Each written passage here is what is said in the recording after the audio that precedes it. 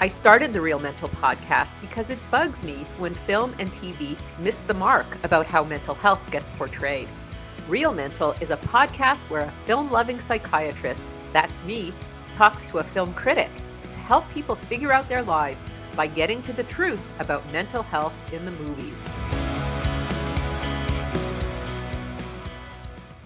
Welcome, Liz Shannon Miller, to the Real Mental podcast. Thank you for having me. Well, I'm very excited because this is a very interesting film we're going to talk about today, the new Spider-Man movie, and I'm sure you will have lots to say about it. So before we get started, maybe you could just introduce yourself for the listener and tell them who you are and what you do.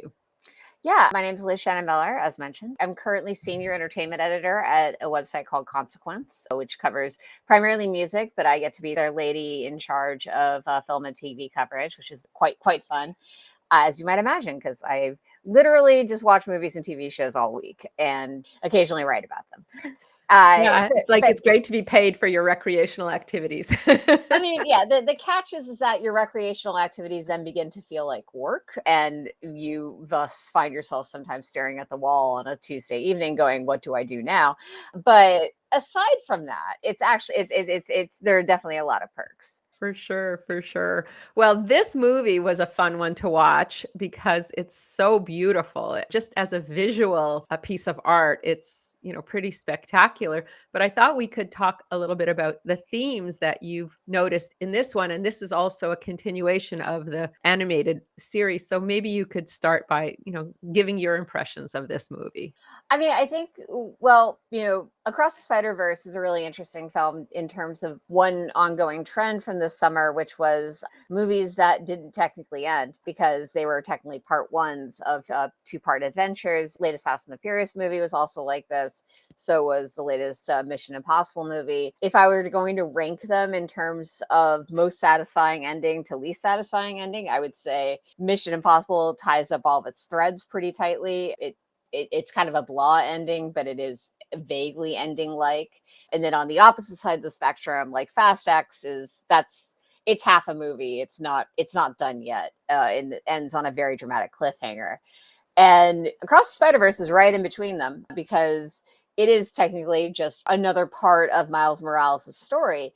But the film does have some closure because it's structured largely around emotionally. It has an arc that focuses on Gwen Stacy and her journey and like her being able to reveal being Spider-Woman to her father and being able to connect with him on that level, her realizing that she needs to involve more people in her life and bring in a team. And you get to see that at the end, which is actually a really nice bit of emotional catharsis that I get a little emotional thinking about myself. So it is right in the middle between those two films in terms of how well the ending works. But, beyond that, like it is like a genuinely delightful animated adventure. There's so much packed into it. I haven't yet purchased the digital version that's available now. It is available for home video as we speak.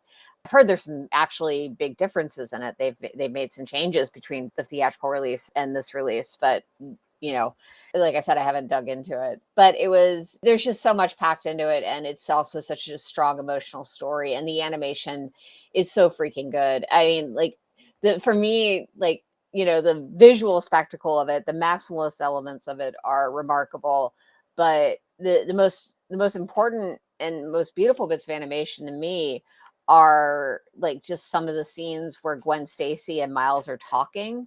And there's some beautiful staging that happens that makes these scenes feel really memorable. But beyond that, it's just like the animation is so good that you just feel like you're watching two people talking to each other. Like you feel like you're watching two flesh and blood live action actors doing the work. And it's a real tribute to the quality of the character animation in those scenes that it really works. It's funny too, because the animation, it's not your typical just one style of animation throughout the whole movie. They keep switching kind of, I wouldn't say genre. It's style, like style is the Styles. word. And Yeah. and it's all done very deliberately. And you also hear it in the music. I was lucky enough to interview composer Daniel Pemberton, who worked on the movie. And we talked a lot about like, he went and wrote like a full on a little bit of opera for the opening battle with the Vulture. And there's this remarkable album by an Indian producer that I'm blanking on the name of right now. But it was produced in like the early 1980s, and it sounds like something you'd hear. It sounds like EDM you'd hear in like the year 2000. But it again produced 20 years beforehand, and that was a big influence for the Indian sequences. Like this is all like there's so much packed in, like I said. But like, as the movie moves through different universes, like it stylistically really leans into reflecting that. Yeah, and also just within one scene, you have like different styles popping up, but it's not distracting. That's the funny thing, even though the styles are constantly changing and there's all this color and movement, it doesn't distract us. It actually brings us more into the action for some reason. I'm not sure what the reason for that is, but I didn't find it at all distracting and I'm easily distracted. So for me, I thought, wow, this is really working. I mean, I feel like a factor in that is all of the animation changes are really character based. Like, when you have multiple animation styles in one scene, it's usually because you have multiple characters from different universes there. So you like visually, you're identifying that visual style with the person. And I think like the biggest thing I feel like I've learned over the years about film and TV and storytelling in general is that above all else, people just want to connect with characters. And that's why TV shows have so much power, because you live with these characters over the course of years. If you're watching these shows on a regular basis, you can watch kids grow up, you can watch families grow larger. There's a power there. And when you're watching a movie, like so much of the power of a film is like making you care about these characters instantly.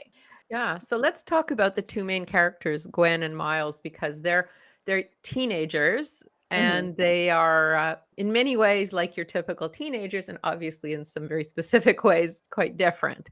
What's your take on their journeys? They each have a journey.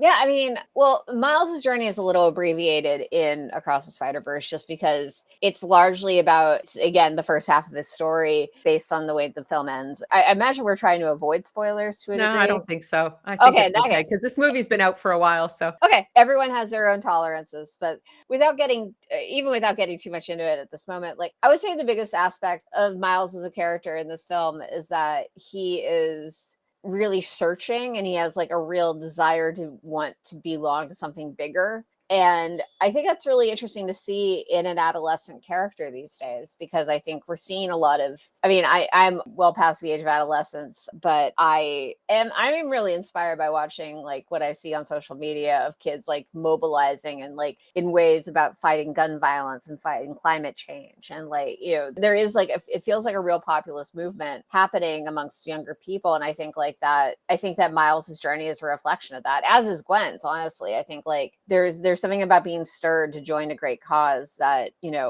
has its dark side, certainly, now that I say that out loud. But, I think there's something about that feels very innate to what it is to be a teenager these days. yeah, If only because like teenagers are also growing up in a culture where for the last, well, since 2008, superhero stories have been a dominant force in our pop culture. And so that those have been messages that have been absorbed, just like it or not. yeah, but both of these young people, I think they want to be part of something meaningful, right? They want to do something meaningful in the world that's bigger than them, as you say. And then they're banging up against their own, individual lives, right? School, family, friends, and it's causing them some soul searching and some conflict. Yeah, I mean, it's the toughest thing about growing up is figuring out how to be in the world and how to learn how to function in the world. Like I was recently talking with someone about how probably the most important thing you learn in college is how to get through college, like how to work within a complicated system with a lot of requirements and objectives and accomplish your goal. Like just being able to maneuver the processes by which one gets a college degree. It's a multifaceted process, and it's got lots of ways in which things can go horribly wrong. But learning how to navigate that is like one of the best lessons for adulthood you can get. And I think like you see that in Miles frantically wanting to join up with the other Spider-Men and Spider people and not being able to do so. And you see that in Gwen, like even, trying to balance different responsibilities and with her father, with her relation with her father. It is like, there is a lot packed into it. And it's interesting to think about it from that perspective. Because I think like, I also don't think too much about the fact that these are teenagers. Like they're not even necessarily the way that I think about like Tom Holland's Spider-Man feels much more like a teenager to me for some reason. I think maybe it's just like the way that those movies center the high school experience so much, and a lot of what happens in the Spider-Verse films feels outside of that. But yeah, it's an interesting element to add. It's interesting. You're right. The live action Spider-Man tended to be much more high school focused, but I think some of the themes that the Spider-Verse movies bring forward is very teen centric. For example, like both Gwen and Miles have this fear that if they're themselves, they won't be loved by their family, right? If they show who they really are, that their parents won't love them. And that's such a typical teen thing. It's, kids who want to come out and they're afraid their parents will reject them, or kids who have a different political idea than their parents have, or kids who want to do a career that their parents don't approve of. All of these situations make children afraid to speak to their parents because they're afraid that parents will reject them. And so these kids who are both spider people are afraid that if they show the truth, the same will happen. So I think that's quite a teen theme.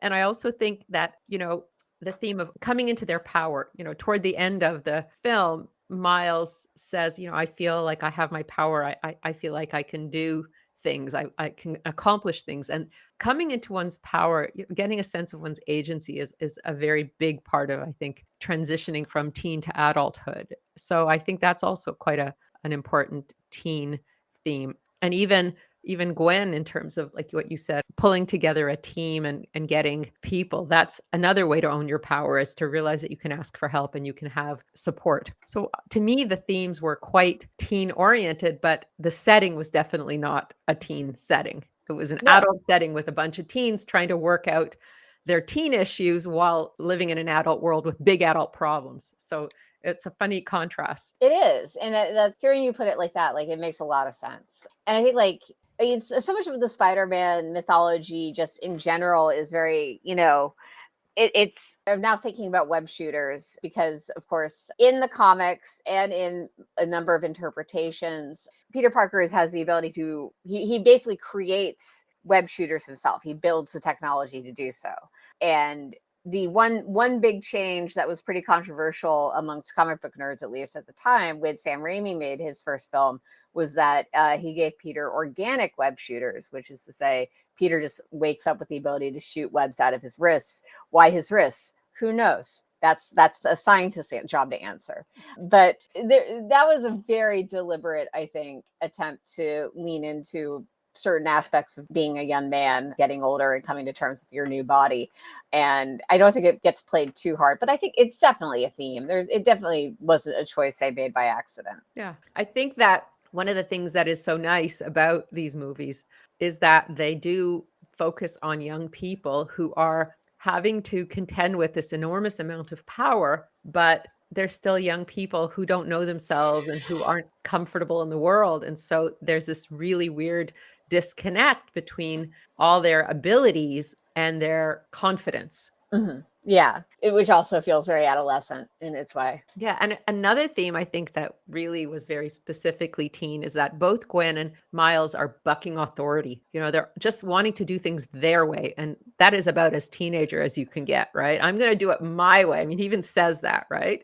Yeah. At some point in the film. And that's like, your quintessential adolescent, I know what's best. I'm going to do it my way. And, as you said, there's a good side to that and there's a dark side to that, right? Kids who just want to do it their way without having much of an idea of what the consequences could be. But then also sometimes it's right to buck authority. Sometimes it's right to question authority. Yeah, and I think you get both sides of it in the film because you do have essentially at one point Miles does like full on just break a universe by acting rashly without realizing the full extent of the consequences. But there is validity to him not wanting to go along with other elements, to not conform with authority. So it's like, it is like, I think it does play both sides of that pretty well. Yeah, and I think one of the things I love about the movie is that the stakes are so high. It's like loved ones will die, universes will collapse.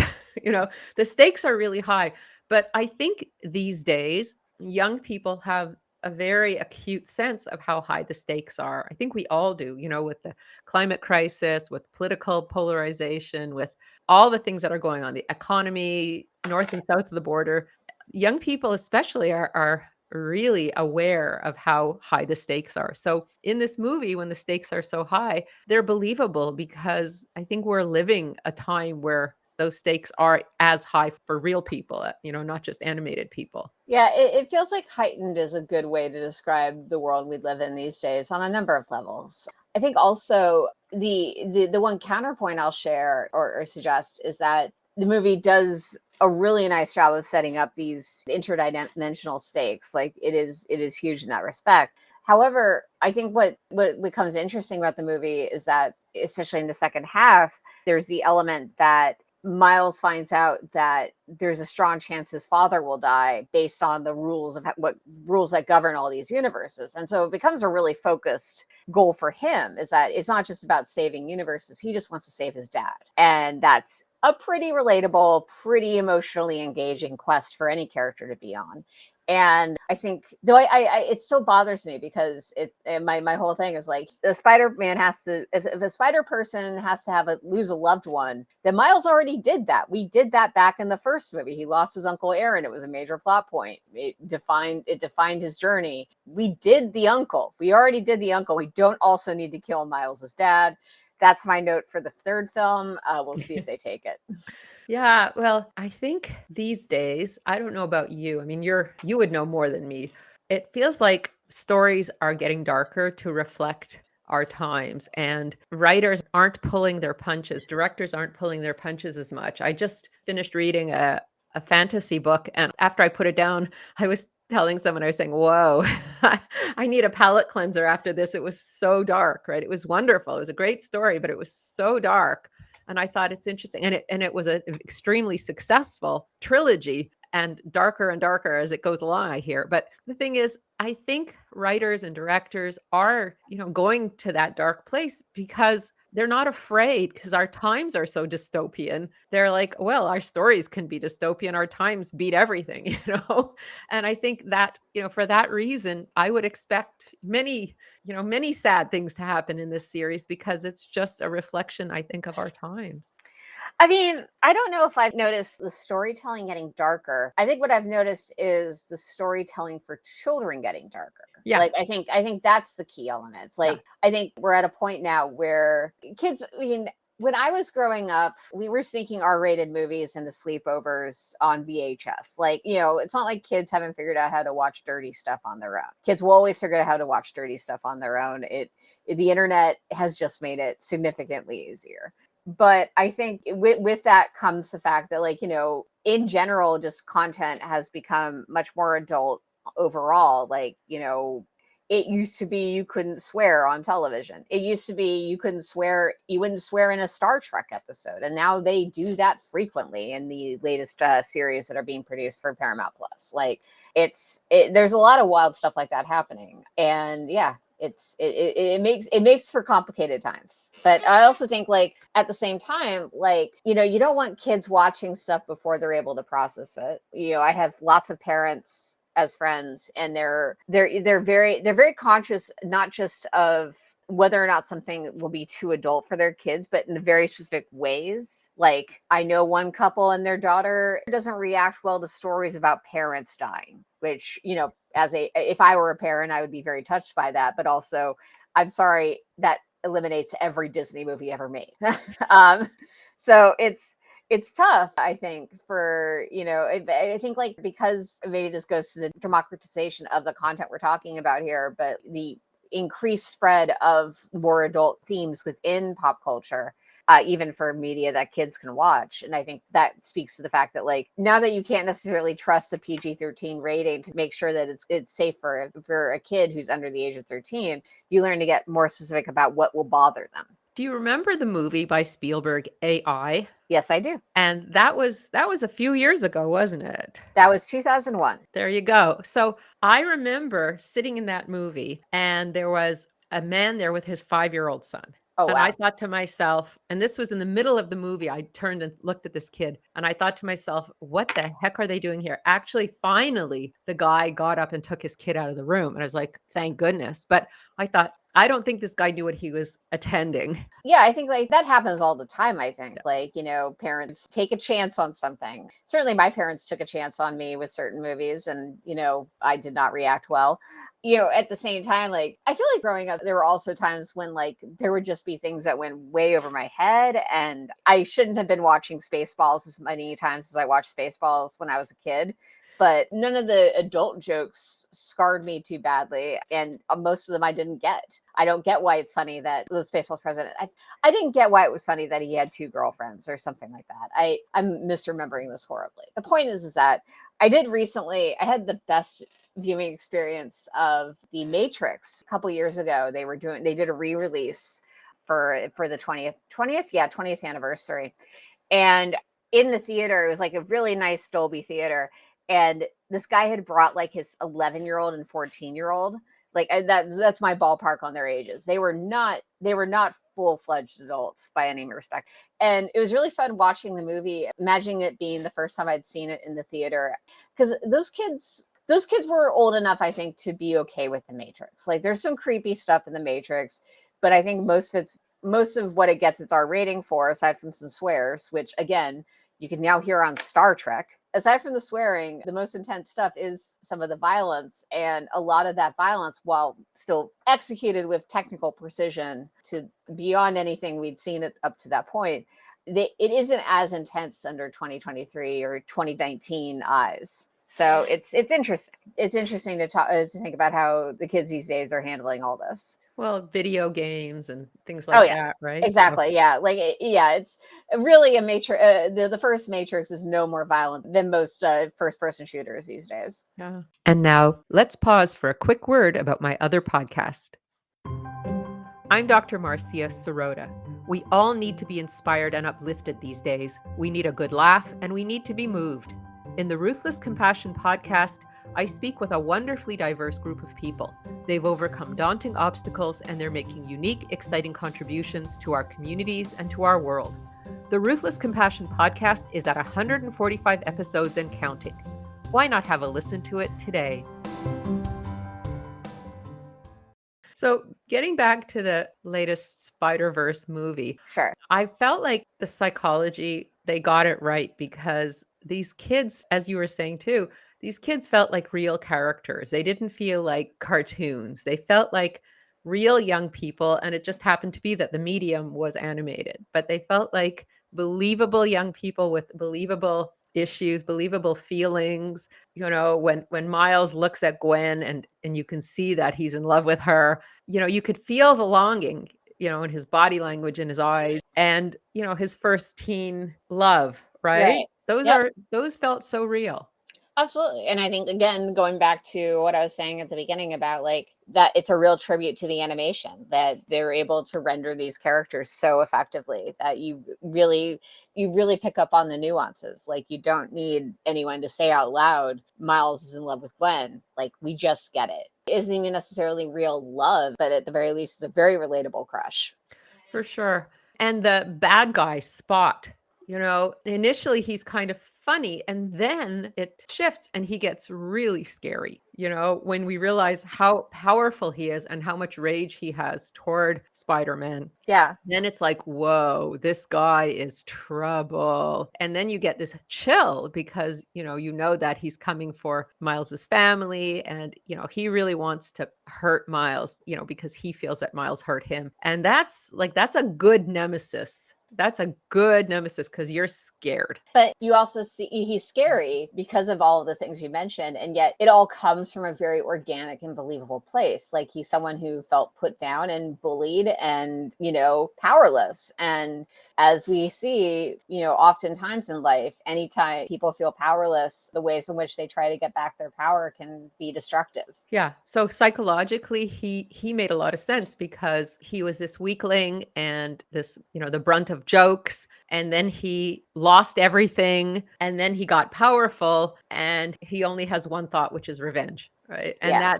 that's like a very dangerous person because once you've lost everything, you have nothing else to lose. You might as well just go for it. Right. And that's what Spot is about right Mhm. now. And so that's what makes him so dangerous. He doesn't care. He's lost everything. So, he's just going to hurt. He's going to make hurt. Yep. He's going to do harm. So, It'll be interesting to see what they do with the character in the third yeah. film, whenever that film may come out. Yeah, I'm very interested as well to see like what kind of trouble he's going to make, but I imagine he's going to do his best to make a lot of trouble and poor Miles is going to be up against, quite a formidable foe. And fortunately, he has Gwen and the team, coming to help him. I also like the theme of how, it's the girl who is coming to the rescue of the boy. Oh yeah. It's nice for a change to have, an empowered woman who is helping a guy that she likes as opposed to this hero man who's helping this poor damsel in distress. It's such a tired trope and it's just very refreshing to see a strong but, sweet also young woman who is helping her friend. What's funny about it is I hadn't even processed that. Like I hadn't processed, and I think part of it is that man saving the damsel is a tired trope, but we have seen enough on the opposite side. You have to mention Buffy here in that context, because that was really a game-changing moment for the way we talk about these things in pop culture. Because Buffy wasn't just reversing the trope, but actively commenting on it over the course of its run. But yeah, like it's to the point now where it's still novel in its way because it is, the trope is still very present in our world, but it isn't so novel that it feels distract. Like there's definitely an awkward period that begins in the mid 90s, I would say, and continues through, quite honestly, right up through Avengers Endgame, where, creators, writers, and directors, they're like, oh, hey, we should start writing stronger women we should start including them in our action adventure films. And whether they be superhero movies, whether they be just straight action, it's like the acknowledgement that, hey, maybe women should be allowed to exist within these universes. That was the first step. Then we have the next awkward step of, well, what should they be doing? And I just remember, like, there's so many movies from this time period where you'll see the hero have like a strong female best friend or compatriot or love interest, more likely love interest.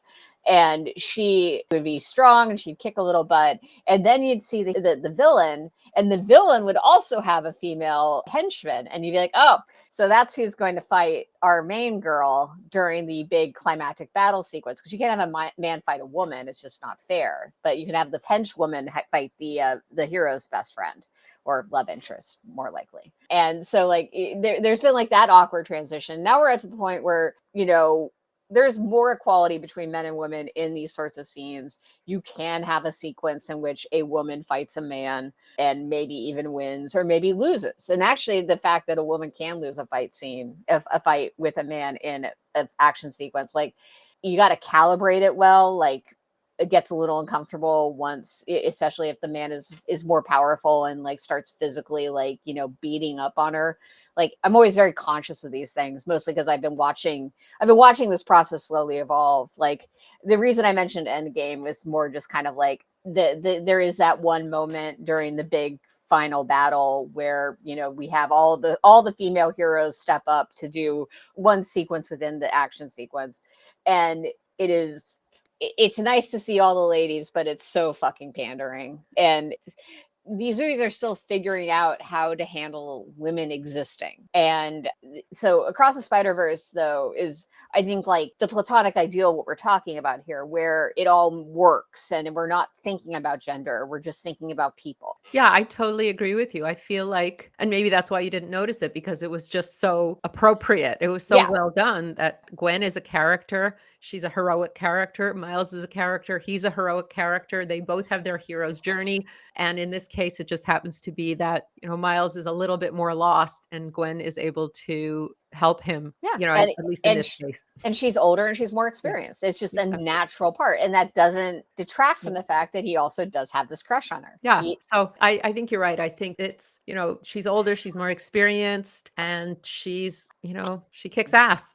Yeah. So she gets to help him. She gets to gather her team, which is also a mixed, man, women, and animal, and she gets to, help her friend. I think Yeah. it's a nice, especially as teenagers, because I think one of the nice things about the younger generation is that they are less focused on gender roles. They're much less focused on gender identity, gender roles, and people get to be people and do their thing. And I think this movie definitely supports that theme. Absolutely. So that's another nice thing about this movie. So do you have any final thoughts about Spider-Man Across the Spider-Verse before we wind up?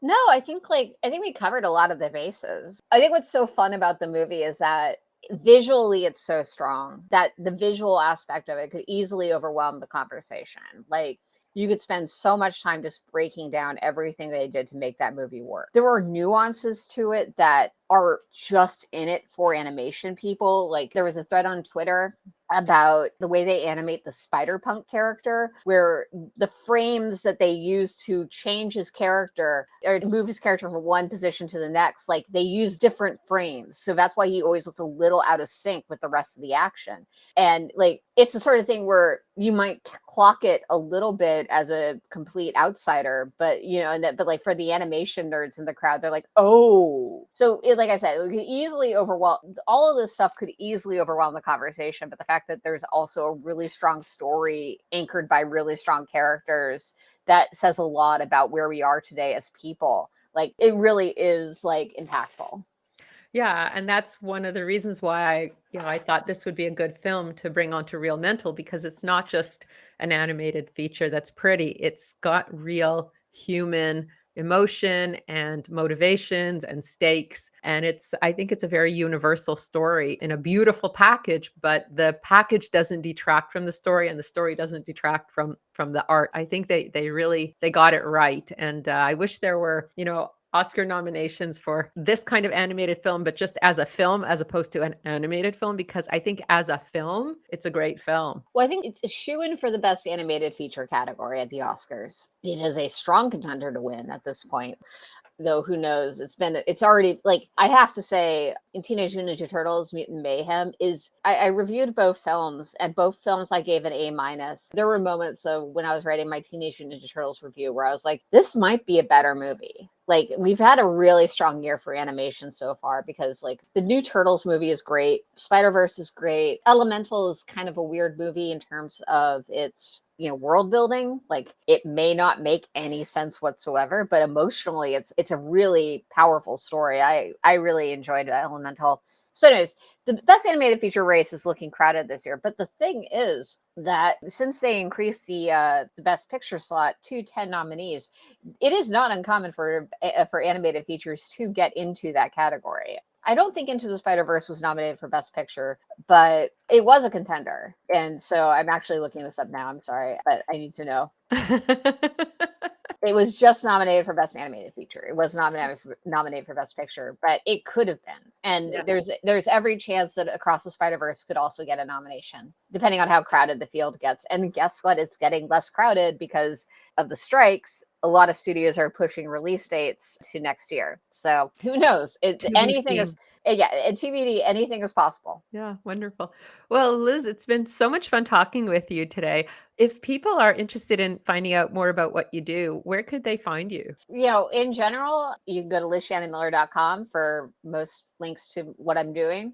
Professionally, you can go to consequence.net, where, as mentioned, I head up our film and TV coverage. We are still actively going, despite the fact that there are no films or TV shows being made right now.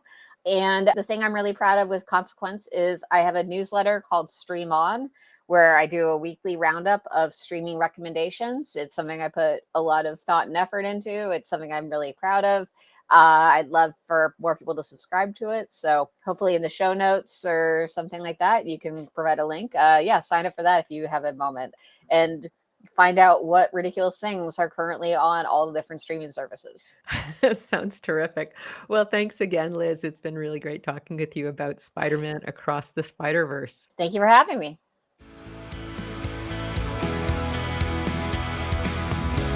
This is Dr. Marcia Sirota. Thanks for listening to the Real Mental Podcast. Please leave a review and your comments wherever you listen to podcasts. And don't forget to sign up for my free newsletter at marciasirotamd.com. While you're at it, why not check out my Ruthless Compassion podcast with over 140 episodes and counting?